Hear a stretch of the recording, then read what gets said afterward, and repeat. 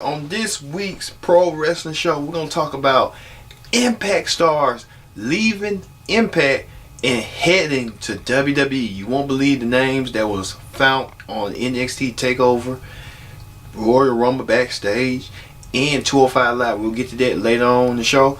Plus, we're going to have your Royal Rumble results review, 2 Royal Rumble winners, the men's Royal Rumble winner, and the female Royal Rumble winner. You won't believe that.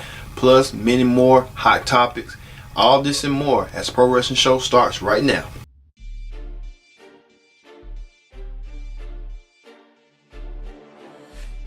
Cue tracks. Hello everyone, this is Kendra Dix. I'm glad you can join us here on the Pro Wrestling Show. Welcome again. Glad you can see us again here on Connect TV. Use the hashtag PSW and join the conversation. Tell us what you think here on YouTube on Connect TV. Alright, as we said, we're going to have the ring reports, hot topics, and many more. Let's get started with the Raw ring report. The Raw ring report is, we're coming off Royal Rumble. We're on the road to WrestleMania. Hey, it is going to be a great day. And it kicked off with Raw Commissioner Stephanie McMahon bringing out the female Royal Rumble winner, which was a Raw branded superstar, and everyone knows who it was, the heavy favorite, Asuka. Asuka won, but when Asuka won at the Royal Rumble after eliminating Nikki Bella, which I don't understand why she stood in the match. It should have been Asuka and Sasha in the Royal Rumble match, believe me. But anyway, Asuka came out, won the Royal Rumble match, and the 2 champions from their respective shows came over and wanted to see which ones Asuka was going to pick, until Ronda Rousey come out and made her claim that she's going to WrestleMania and overshadow Asuka's moment at the Royal Rumble. But instead, we move forward to the next day that Asuka is in the ring with Commissioner Stephanie McMahon, and Stephanie asks Asuka who do she wants to challenge at WrestleMania for the championship. But beforehand, if she wanted to face the Raw Women's Champion, she had to wait until Elimination Chamber, because if she was going to challenge Alexa Bliss was going to defend her championship in the first ever females Elimination Chamber match. Ooh, this is scary. I'm kind of a little bit okay with that, but then again, you don't want to see they beautiful and all, but you don't want to see like women getting hurt, but they tough enough. So if they can do the Royal Rumble, let's hope and pray that they can do safe regards to the females Elimination Chamber, because the Elimination Chamber is a different animal, different structure, and it does damage the human body, and don't want to see those women take their risk and hurt their bodies and stuff. But they tough enough. But I think that they're gonna do it real safe and do it to a precaution. Sasha Banks comes and interrupts her, and they have this good matchup, and it lasts almost 30 minutes. And man, Sasha Banks put all the effort and stops, but she was not close enough to defeat Asuka. Asuka continued this momentum heading on to WrestleMania and stuff. And we move over to the Elimination Chamber qualifying matches. It was announced that Matt Hardy went against Elias. Elias won, earning him a spot into the men's Elimination Chamber match, which is a contendership match. Who's going to meet the champion at WrestleMania, the Universal Champion, I mean. And then we get to we get to a lot of stuff.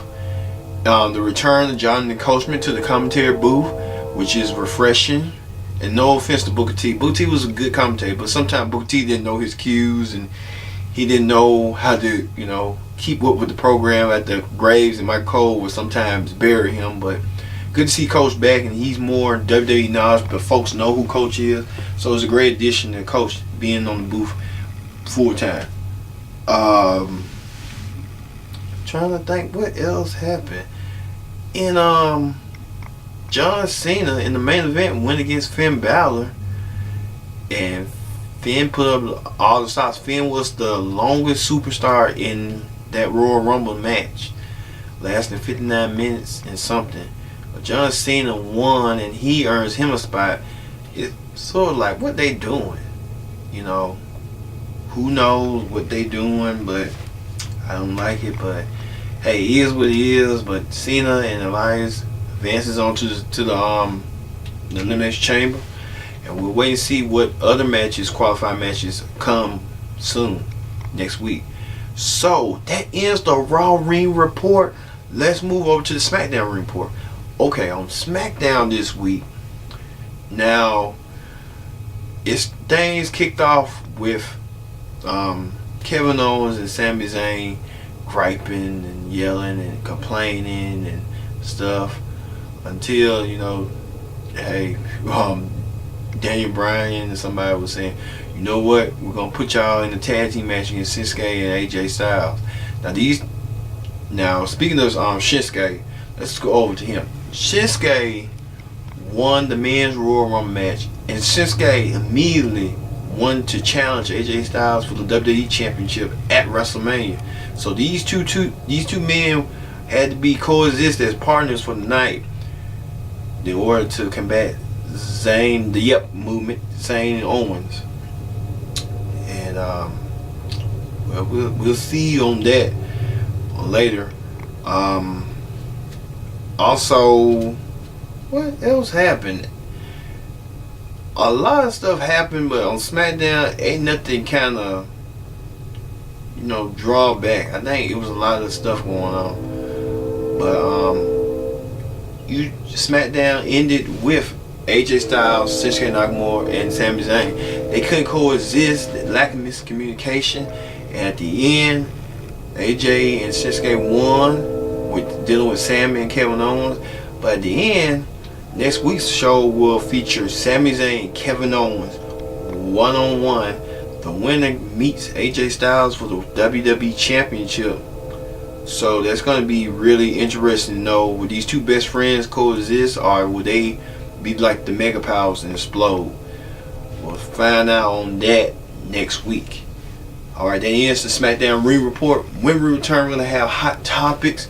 We're going to talk about a long-time TNA employee, Impact employee, I meant to say, leaves the company and heads to WWE without giving Impact a notice. We want to know and find out? Just stick tuned. This is the Pro Wrestling Show.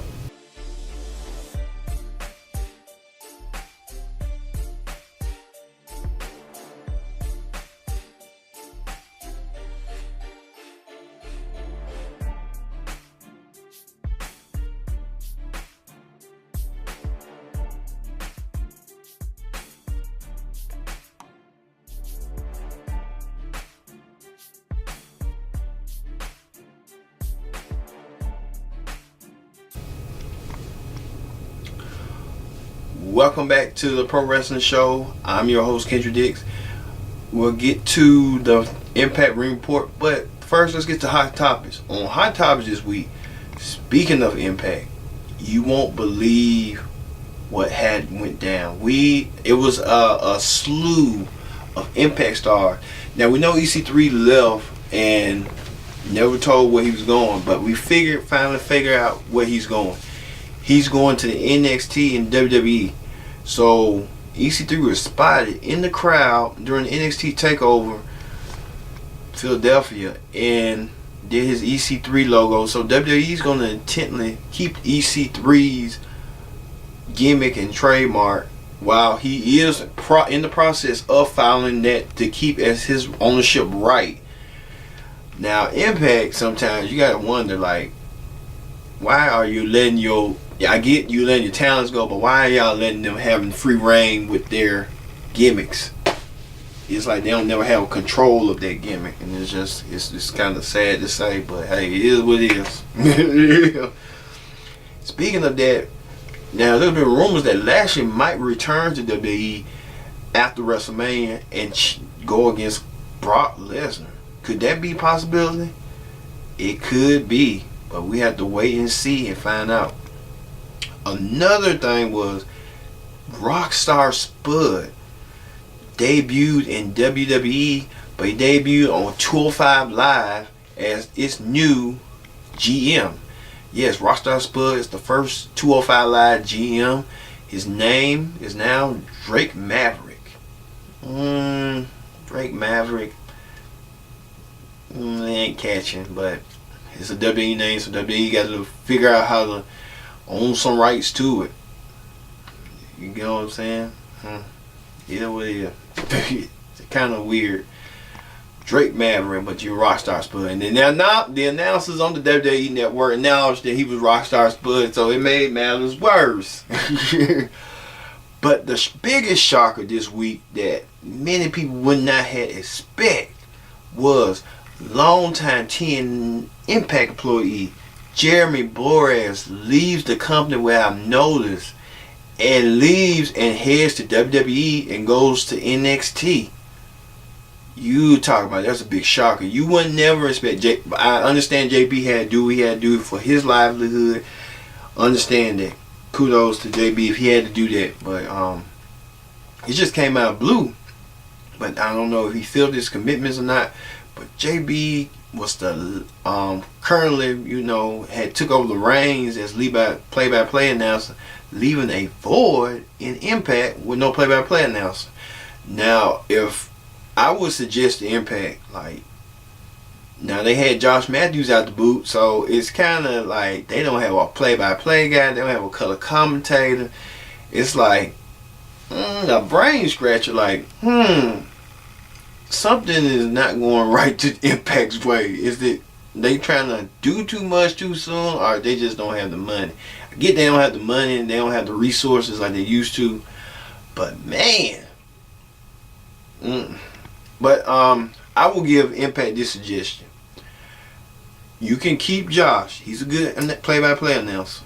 Either Josh Matthews, I would say this, Josh Matthews, and you hire a color commentator out there. You can hire, I know they don't want to deal with Taz, but I don't know would Taz be willing to come back and forth like that. So here's another suggestion, Impact. Get Matt Striker. Reunite Josh Matthews and Matt Striker, the old ECW announced team in WWE back in the day. Reunite them and see how it goes. Now, I've been hearing rumors that Kevin Kelly is in interest, but he's good friends with Cyrus, who also is executive Impact. But who knows?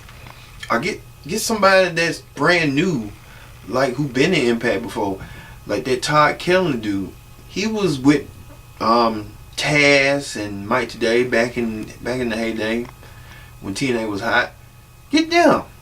If I was running it, I would get some younger, or kind of like a Todd Kelly and Josh Matthews and a Matt Striker. Kind of like to blend them three, the 3-man booth, or just get an average 2-man booth if you want to save cost cut measures. You keep Josh, you get Matt Striker, you're good to go. You'll never lose out, never miss out on nothing. But speaking of that, Ronda Rousey made her debut in the WWE, and many people are considering Ronda Rousey will be the next female Brock Lesnar. She'll make appearances, but she says she's full-time, but many people are skeptical, saying that she's just like Brock Lesnar. She's getting this ton of money, ton of payday, and she is going to appear when she needs to appear, when she wants to appear.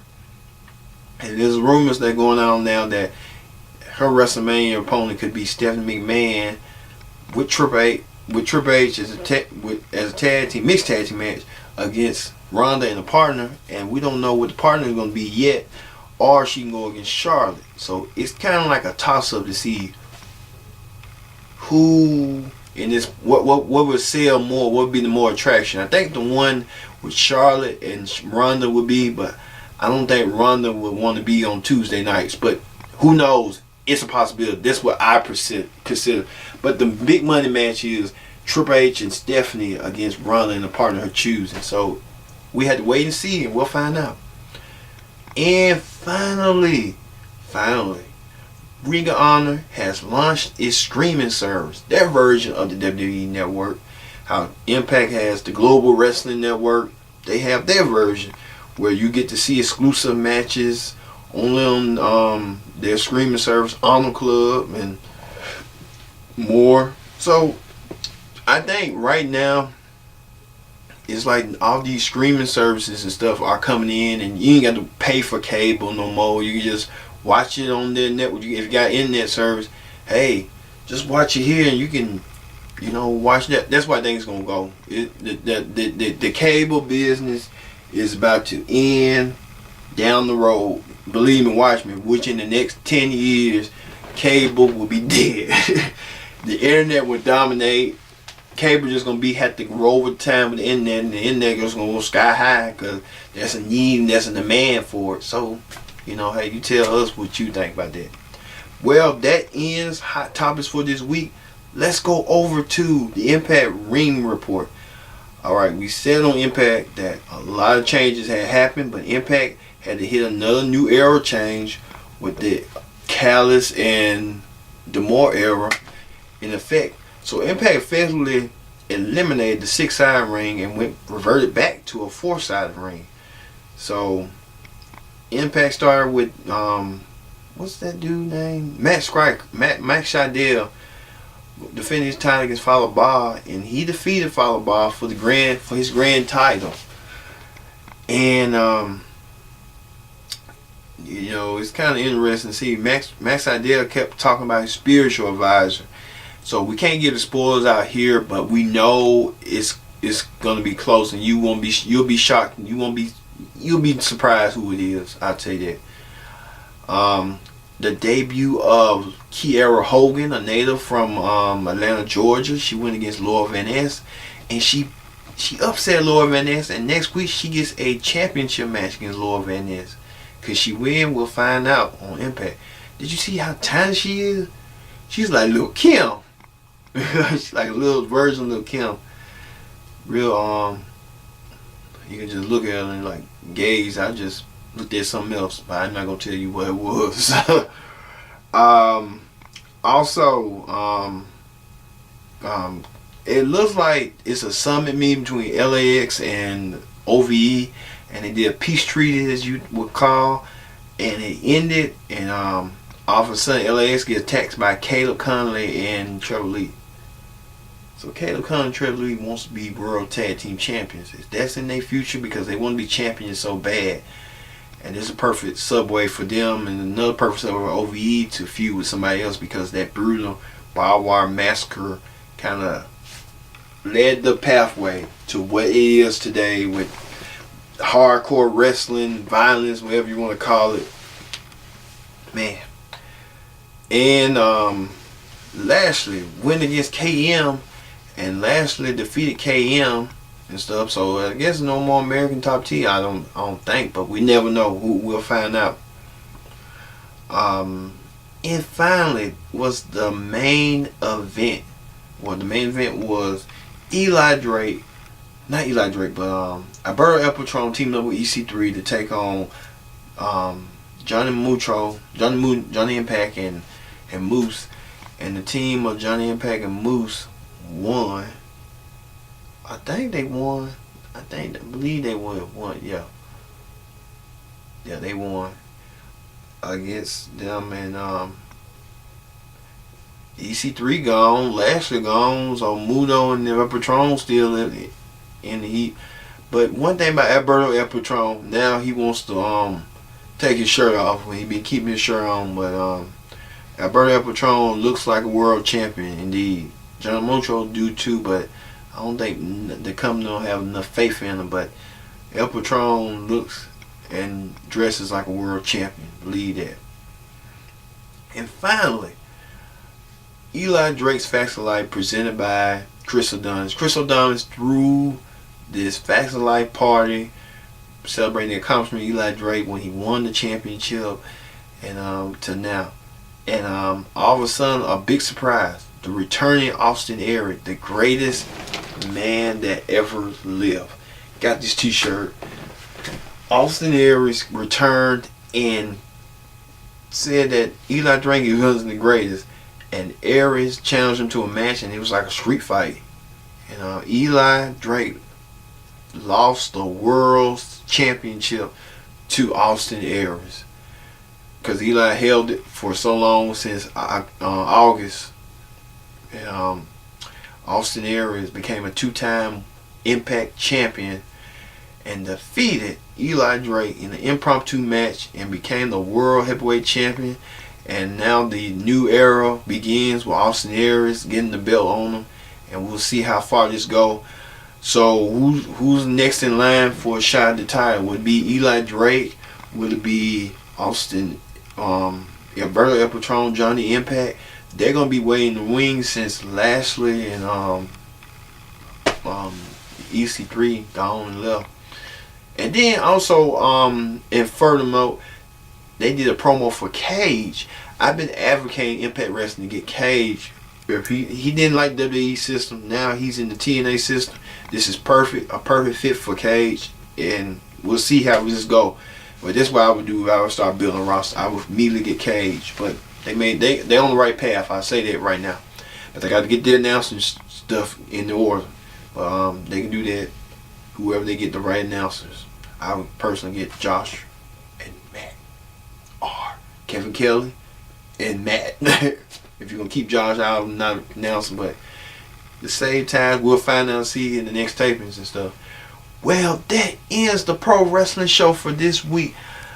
I hope y'all all have a great weekend, and hey, I hope to see you when I turn 29 next week. See you then.